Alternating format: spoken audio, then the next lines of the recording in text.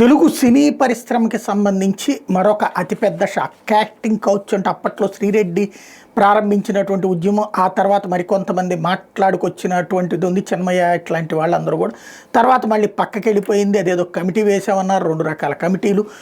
దానికి కంప్లైంట్స్ ఇచ్చినా స్పందించేటటువంటి వాళ్ళు కరువు అని, లేదు చేస్తున్నామని ఇట్లాగా నడిచింది. మొన్న ఏదైతే జానీ మాస్టర్ ఇష్యూ అప్పుడు కూడా అది చర్చకు వచ్చింది. అయితే ఇప్పుడు బాలీవుడ్ నటి ఫాతిమా షేక్ సంచలనాత్మకమైనటువంటి ఆరోపణ చేసింది. హైదరాబాద్లో ఉన్నటువంటి నిర్మాతలు అసలు అక్కడ చాలా క్యాజువల్గా మాట్లాడుకుంటారు. ఓకే చేసేటప్పుడు సినిమాకి సంబంధించి మీరు కొంతమంది దగ్గరికి వెళ్ళాల్సి ఉంటుందని ఓపెన్గా చెప్తారు. వెళ్ళాల్సి ఉండటం అంటే ఏంటి, దీనికోసమే అన్నటువంటిది ఓపెన్ సీక్రెటే కదా.